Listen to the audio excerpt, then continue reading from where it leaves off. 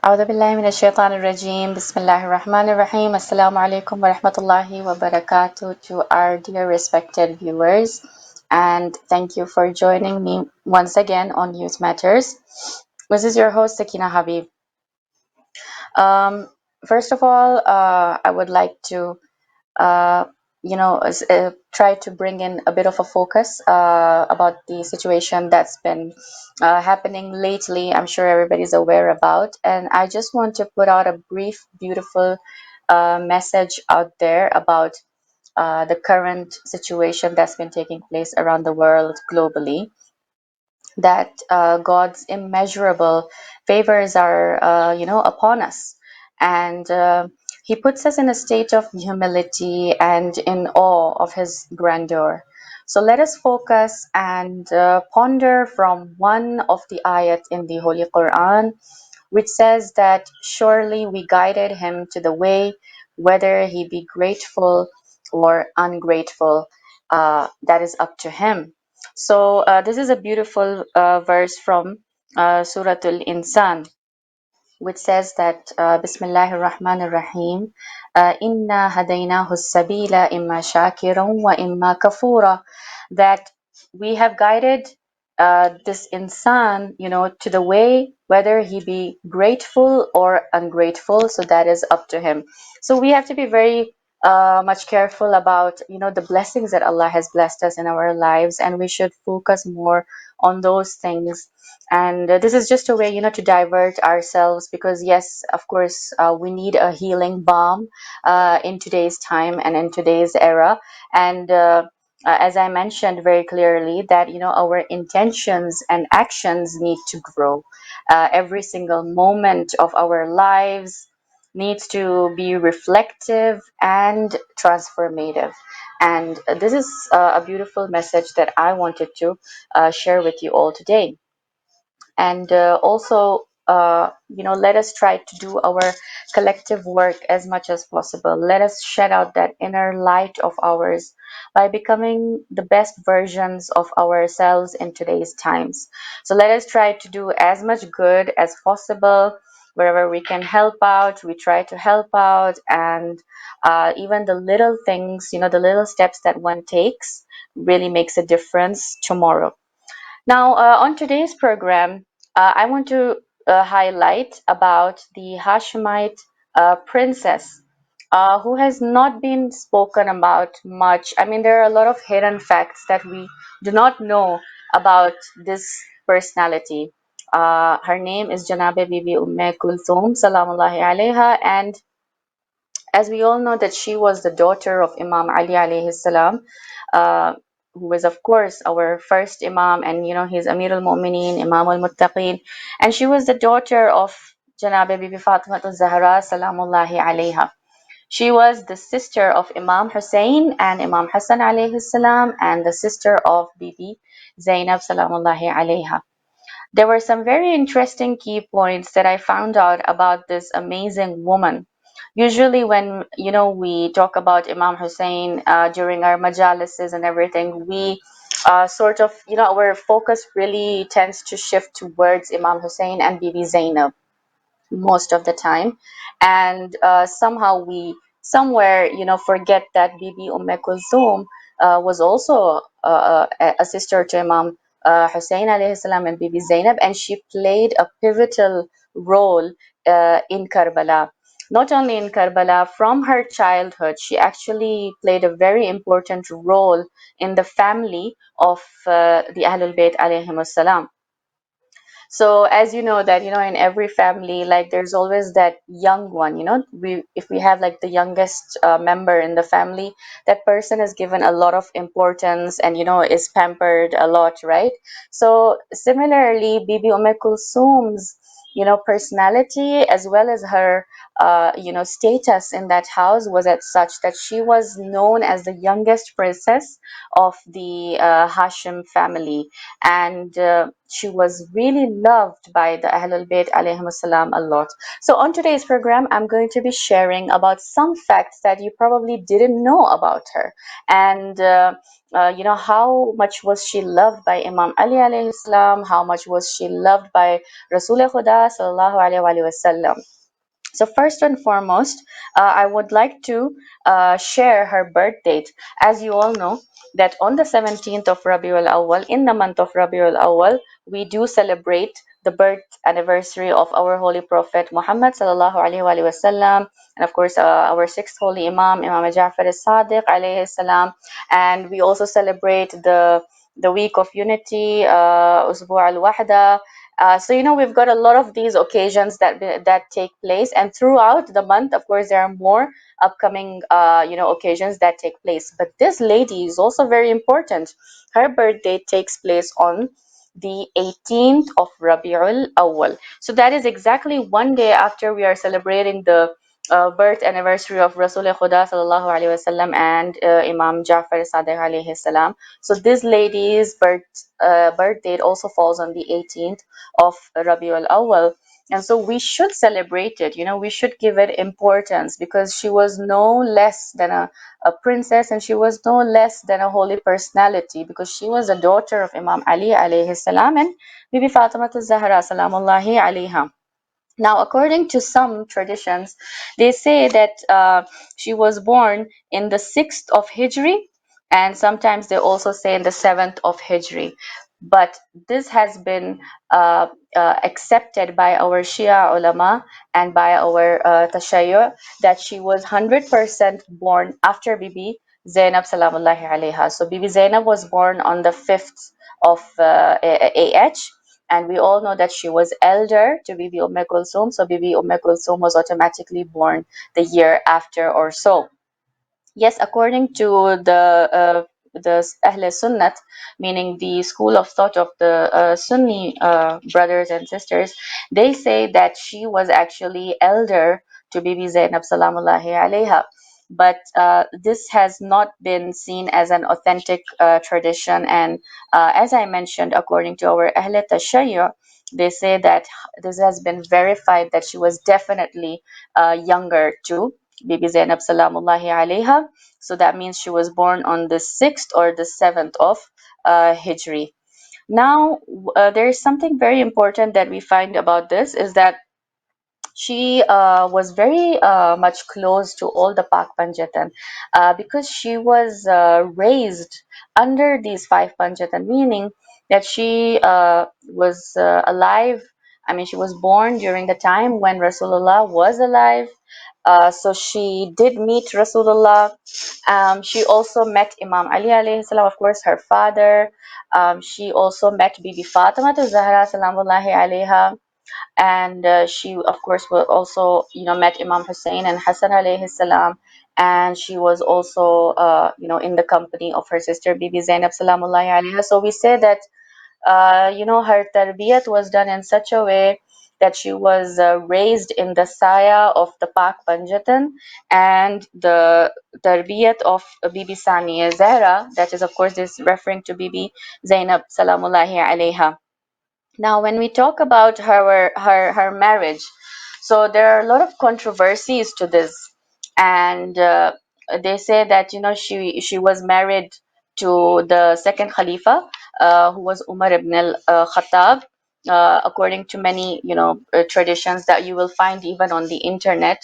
So this is just incorrect, because this was just a strategy. This is just a strategy. It's the propaganda that is being spread to sort of defame the Ahlul Bayt, and because they write this hadith that Umar was saying that in order to be close to Rasulullah on the day of judgment, you should have a tie with one of the relatives or the family members of the Ahlul Bayt.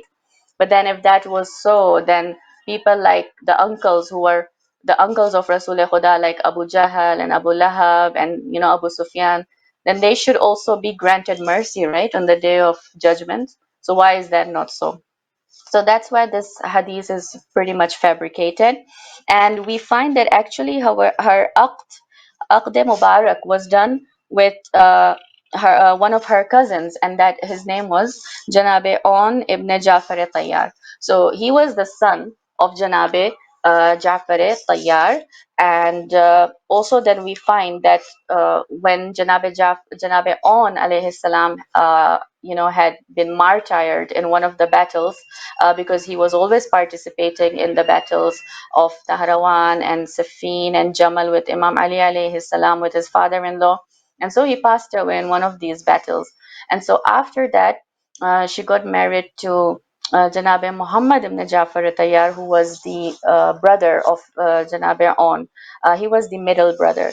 But then we find out that even he got martyred. And then after the tragedy of Karbala, when Bibi Zainab, salamullahi alayha, passed away a couple of years after the tragedy of Karbala, then she got married to the husband of Janabe Zainab Salamullahi alayha, who was Janabe Abdullah ibn Jafar Tayyar. So these are according some of the narrations and riwayats that I am citing from, and that means that this is how her marriage had been taking place. But she was always in the family of Janabe Jafar ibn Tayyar, and they say that her relation was like done, in her chachazad, sort of like that. So that's what they say about her. Now, I want to share with you some interesting key facts about how was her relationship and attachment with Rasulullah Khuda sallallahu alaihi wasallam. So her relationship was very special. Of course, now we're talking about a grandfather's and a granddaughter's relationship. So we find that she used to play around in the house a lot of times, and when she would want to sleep on her grandfather's chest, she would do so. And that's how he would soothe her. He would read a lot of stories to her.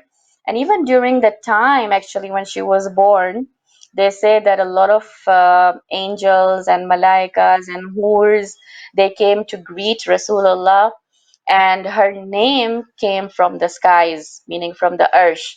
So similarly, the way we hear that how Imam Hussain alayhi salam and Imam Hassan's names and Bibi Zainab's names, have come from Allah subhanahu wa ta'ala. Similarly, Bibi Kulsum salamullahi alayha's name is also one of the Arshi names, one of the throne names. And so this is a name given to her by Rasulullah, and of course, it has been given to Rasulullah by Allah subhanahu wa ta'ala. So that means that, that she was also a very special person within that household, and her personality was also similar to Bibi Zainab salamullahi alaiha, meaning that she was very brave, she was very courageous, and she was filled with ismat and taharat and all of those things. She had her father's bravery and courage.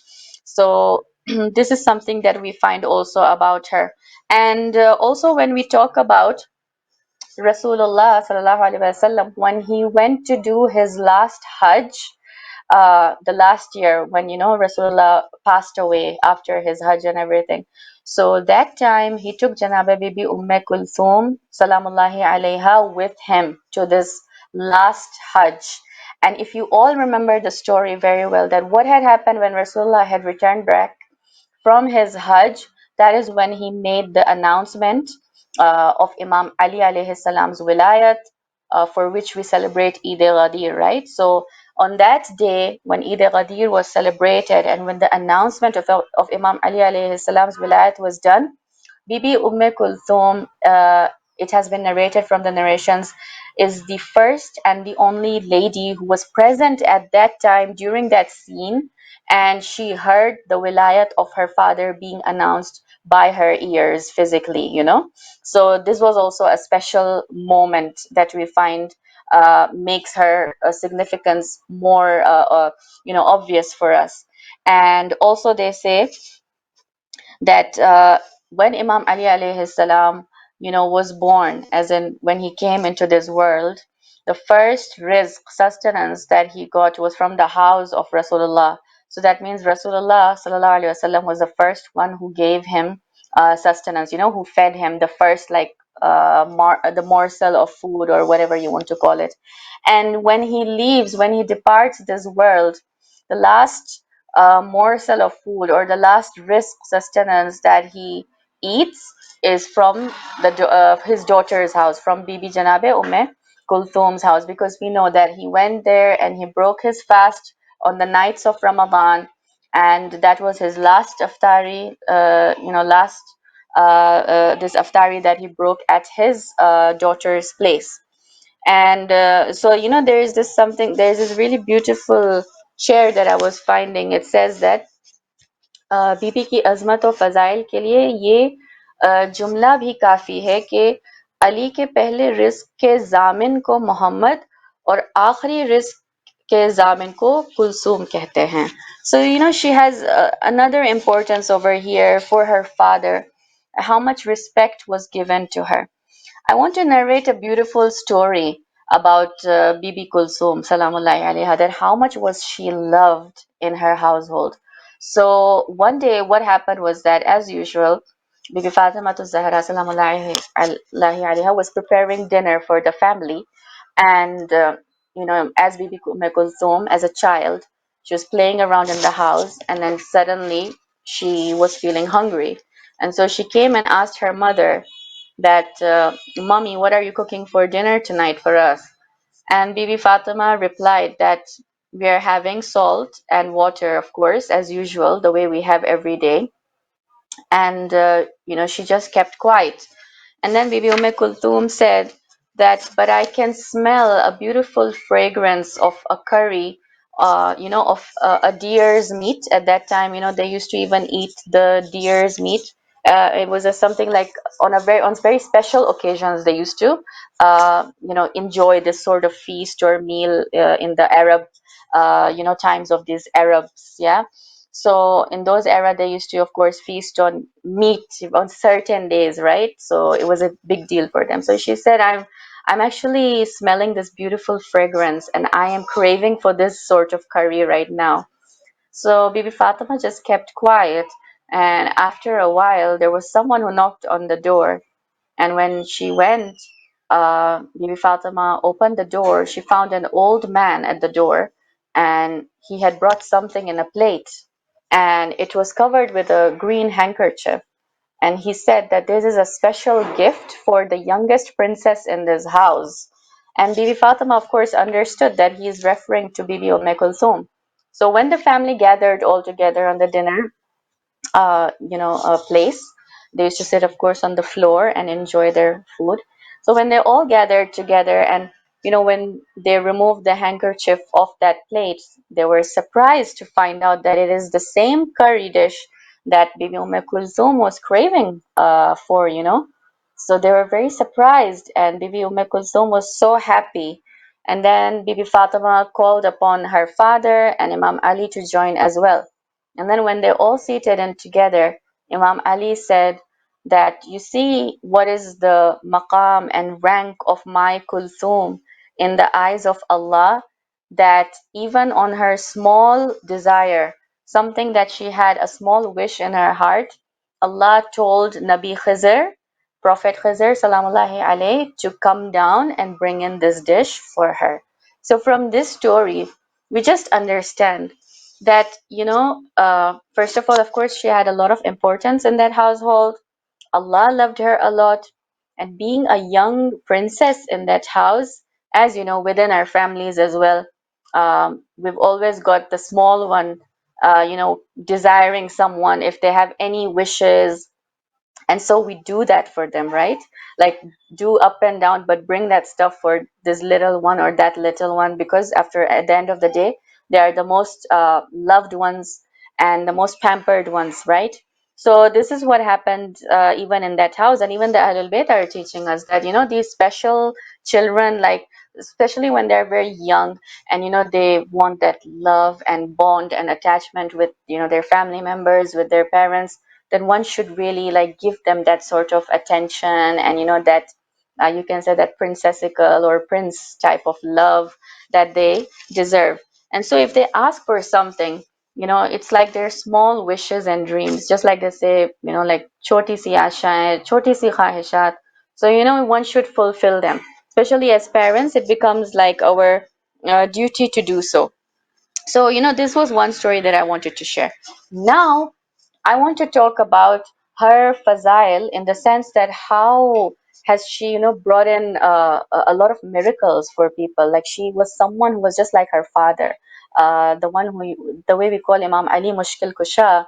She was also known as Hallate, Hallate Mushkilat, and all this type of person. Like, she was a very Mojiz Numa person. So we know that Bibi Kulsum never had children in her life. Okay, she was someone who never had children, and at the same time, she never complained about this. She never even asked for it, because she was very happy with whatever Allah wanted for her. So she was very like content in Allah's decision. I mean, she said that if God doesn't want to give me, then that's fine. I can, do something else. Maybe I have a different purpose in my life.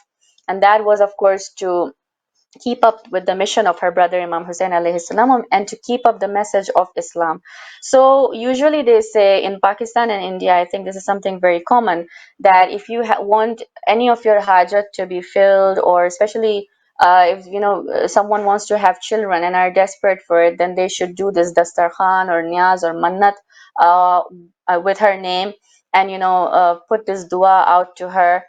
They say that you don't even need to put in a lot of stuff on the sufra, on the dastarkhan. You can just put 2 cup of chai, like tea basically. So just do this mannat on 2 cups of tea, and with like wholeheartedly, sincerely, and she accepts it, and she grants your hajats to you.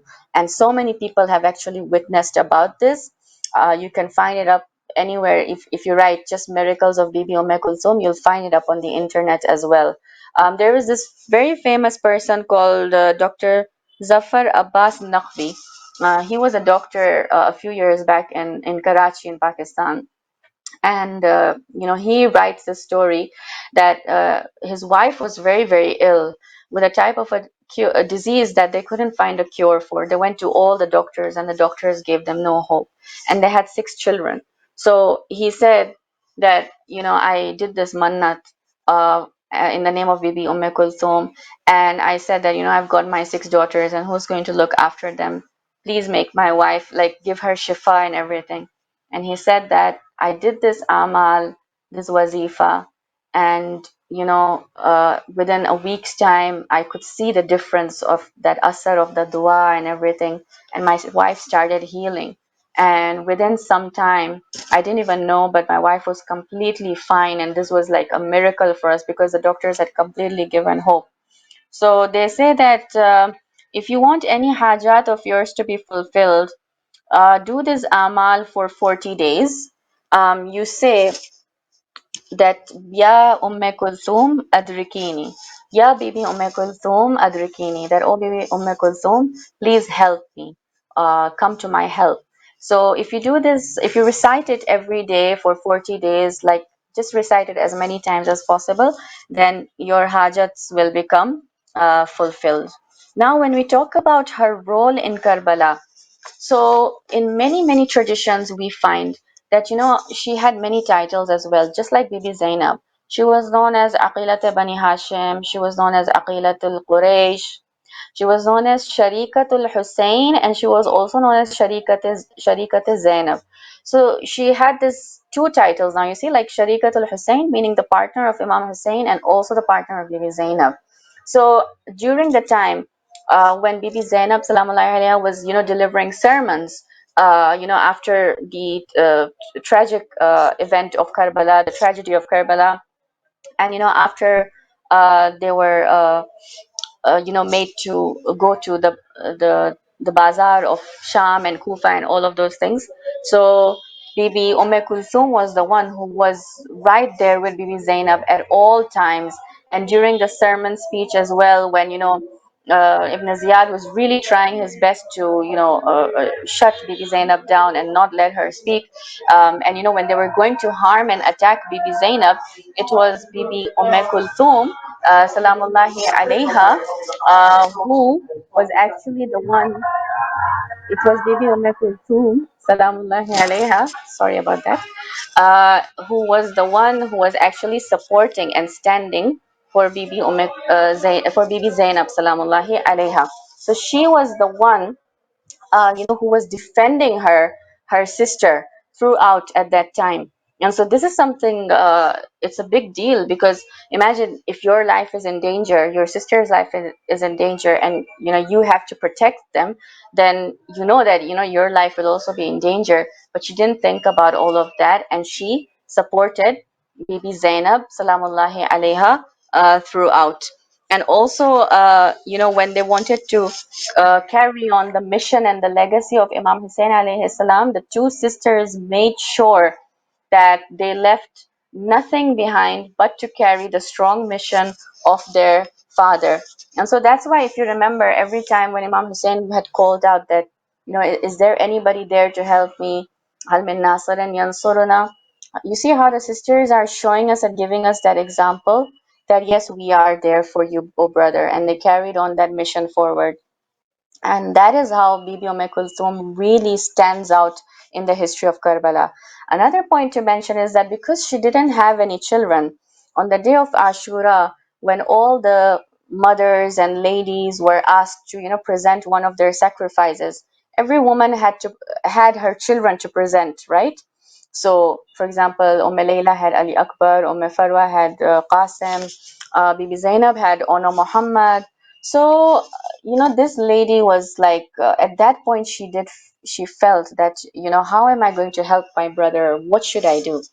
And at that time, Janabi Hadrate Abbas alayhi salam came forward, and he told her that, do not be sad, Kulsum. Do not be, disheartened. I will take the place of your son, so you will represent me. And he said that I'll be more than honored to represent myself as your son on the field.